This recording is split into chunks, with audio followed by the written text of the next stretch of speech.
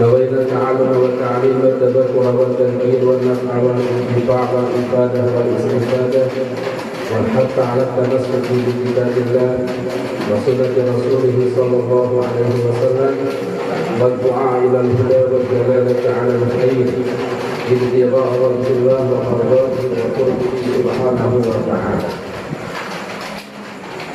Hadirin hadirat rahimakumullah.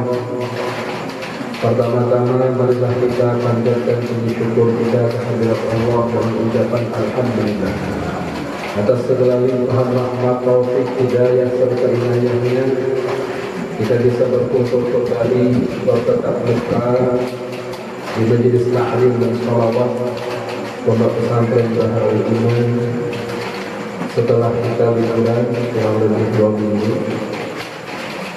Salawat dan salam semoga selalu tercurah limpahkan kepada junjungan kita dan juga Nabi besar Muhammad sallallahu alaihi wasallam serta keluarga, sahabat, kerabat dan yaumil qiyamah. Bersama-sama kami hormati dan kami muliakan segenap pengurus Yayasan Baharul Iman Babalong serta Dewan Guru Pondok Pesantren Baharul Iman dan juga Bapak Ibu wali santri, adik-adik santri serta jemaah majelis ta'lim dan sholawat Baharul Iman. Insyaallah pada malam hari ini kita akan memulai kajian di dalam kitab Ar-Risalatul Jami'ah karangan Al-Imam Al-Alim Al-Allamah Al-Habib Ahmad bin Zaid Al-Habsyi. Beliau adalah salah satu ulama terkemuka dan juga wali daripada aulia Allah dan juga salah satu zuriat daripada zuriat baginda Nabi besar Muhammad sallallahu alaihi wasallam yang ada di kota Hadramaut Yaman, tepatnya di kampung namanya itu Ghurfah, kurang lebih 45 menit atau 1 jam dari kota Kairo. Beliau adalah ulama yang banyak sekali memiliki karangan kitab. Di antaranya adalah kitab yang kita baca, yaitu Ar-Risalatul Jami'ah. Beliau di usia 12 tahun sudah disibukkan dengan menuntut ilmu. Bahkan dengan kesungguhan beliau menuntut ilmunya itu berjalan letis dari kampung sini namanya Ghurfah ke Shibam, Imbah Shibam ke Taris, Imbah Taris ke Sewun, Imbah Sewun ke Arab. Nah, mungkin sudah tahu berkata yang ini. Insyaallah mudah-mudahan ada rezeki kita ziarah. Jadi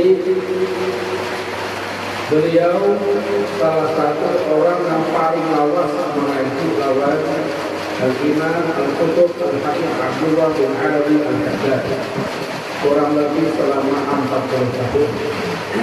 Jadi 40 tahun beliau mengaji, bahkan berkhidmat lawan guru beliau, dan beliau adalah wali bahkan wali kutub, yaitu Al-Imam Al-Habib Abdullah bin Alawi Al-Haddad.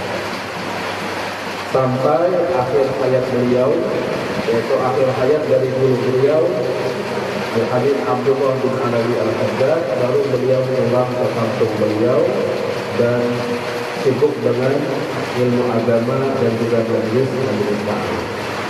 Mengambil barakah dari kitab ini kita ambil di halaman ke-9. Bismillahirrahmanirrahim. Alhamdulillahirabbil alamin. Hamdan yuwafi ni'amahu wa yudafi'u majidah. Wa sallallahu ala sayyidina Muhammadin wa ala alihi wa sahbihi wa sallam. Qala Rasulullah sallallahu alaihi wasallam. Di halaman pertama beliau menukil salah satu sabda Nabi sallallahu alaihi wasallam. Talabul ilmi fardhatun ala kulli muslimin. Bahwasanya menuntut ilmu itu hukumnya fardu ala kulli muslim, atas setiap orang muslim laki-laki ataupun perempuan. Di sini fardu tergantung ilmu yang kita tuntut. Kalau itu ilmu yang berkaitan dengan ibadah, yaitu ilmu fikih, ilmu yang berkaitan dengan akidah, ilmu tauhid, ilmu yang berkaitan dengan masalah hati, ilmu tasawuf, tiga ilmu ini wajib kita pelajari secara fardu ain. Artinya setiap individu kita wajib mempelajari tiga ilmu. Kenapa? Karena tiga ilmu ini adalah jalan utama kita di dalam kehidupan ini untuk menuju Allah Subhanahu wa taala, untuk menuju keridhaan Allah Subhanahu wa taala. Nah, pertama adalah ilmu tauhid, ilmu ketuhanan, asasnya saja atau fondasinya saja di dalam ilmu ketuhanan minimal 50 akidah Islam. Setelah itu ilmu fikih atau ilmu syariat yang membahas tentang ibadah, membahas tentang ibadah keseharian kita, baik itu ibadah yang wajib atau ibadah yang sunnah, seperti puasa Ramadan, puasa Senin Kamis, atau sembahyang 5 waktu, atau sembahyang sunnah, atau haji ke Baitullah, baik itu rukun atau non rukun, ibadah jawari, ibadah anggota badan yang dibahas di dalam ilmu fikih. Nah, ilmu fikih itu pun dua wajib kita mempelajarinya.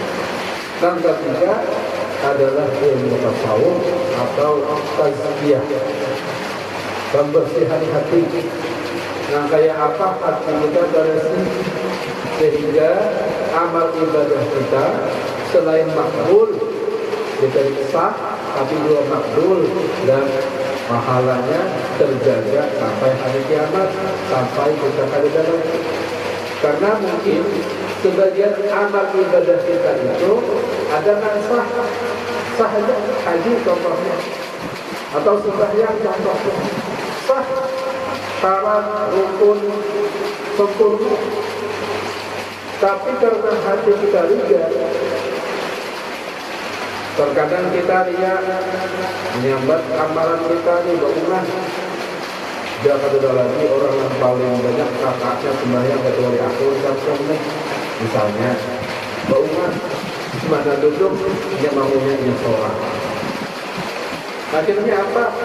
Ujar Nabi, ria itu memakan pahala kita. Dan tadinya diterima dan berpahala, karena hatinya ria, hatinya kotor, akhirnya pahala tadi itu batal. Sama dengan puasa, mungkin secara rukunnya, secara syaratnya sah-sah saja, tetapi karena hatinya ria, hatinya kotor, sehingga mulutnya, lisannya menyandari orang, mengunyah orang, memfitnah orang atau berdusta, ujar Nabi, itu membatalkan pahala puasa. Ujar Nabi sallallahu alaihi wasallam, "Man salaka tariqan yaltamisu fihi ilman, sahalallahu lahu bihi tariqan ilal jannah." Ujar Nabi, siapa yang menuntut ilmu, berjalan menuntut ilmu, berjalan memudahkan langkah kakinya menuju majelis ilmu, maka ujar Nabi, Allah Ta'ala akan mudahkan kedua kakinya untuk menuju surganya Allah Subhanahu wa Ta'ala. Kenapa? Karena ilmu itu adalah cahaya, cahaya adalah penerang dalam kehidupan kita, penerang di dalam langkah kita untuk menuju surganya Allah Subhanahu wa Ta'ala. Selanjutnya wabahul bahari masyarakat mukhtasar Nifadi kutubul imam Hujjatul Islam Al-Ghazali Walidah.